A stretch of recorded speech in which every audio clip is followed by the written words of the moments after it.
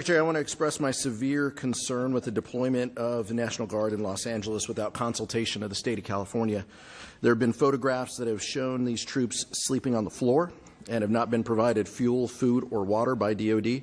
How long will this deployment last, and why were we unprepared to provide them basic necessities such as food and water? The commanders and troops on the field are very well prepared, sir. They responded incredibly rapidly to a deteriorating situation with equipment and capabilities.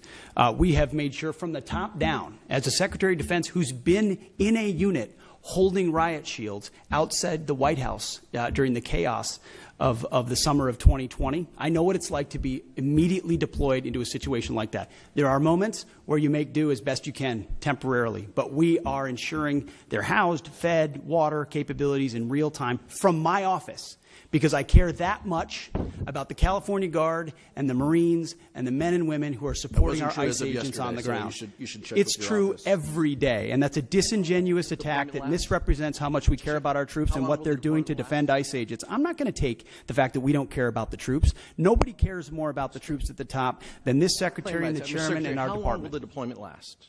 We stated very publicly that it's 60 days.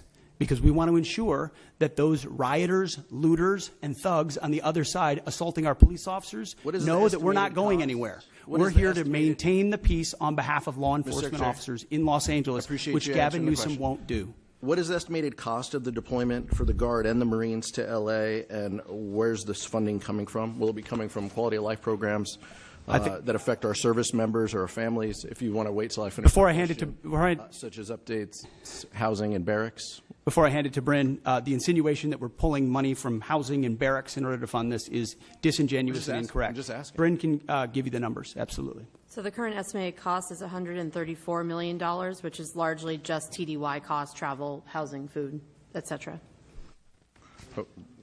Where's it coming from? That's the cost, but where's it coming from? Out of their O&M accounts. With the most recent deployment of the Marines, Mr. Secretary, what's the justification for using the military for civilian law enforcement purposes in L.A.? Why are you sending war fighters to cities to interact with civilians? Every American citizen deserves to live in a community that's safe, and ICE agents need to be able to do their job. They're being attacked for doing their job, which is deporting illegal criminals.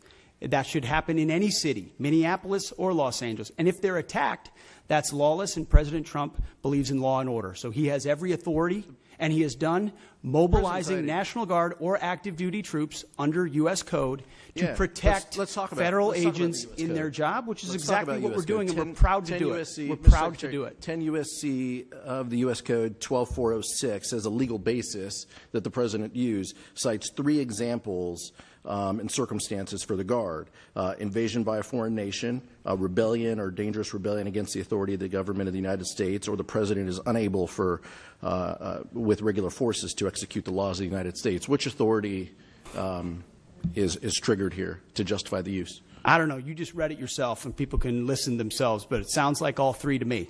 If you've got millions of illegals and you don't know where they're coming from, they're waving flags from foreign countries and assaulting police officers and law enforcement officers, that's the problem. The laws of the United States? No, the governor of California is unable to execute the laws of the United States. The governor of the California has failed to protect his people, along with the mayor of Los Angeles, and so President Trump has said he will protect our agents, and our Guard and Marines are proud to do it. The law also says, Mr. Secretary, that the orders for these purposes shall be issued through governors of the states. You and I both know that President Trump has all the authorities necessary, and thankfully he's willing to do it on behalf of the citizens of Los Angeles, on behalf of our ICE agents, and behalf of our country. We've also pulled $1 billion for the border as well. So this just goes into the same fund, 134. Congressman, what's the 134 million? I was asking Ms. McDonald. Okay. 134 million goes on top of the $1 billion that's been pulled for the border. So the funding that was pulled for this year was largely in FSRM, and in this budget we're actually looking to plus that funding back up to backfill that for our troops and for their families. Thank you. Thank you, Mr. Chairman. Thank the gentleman. Mr. Valadeo.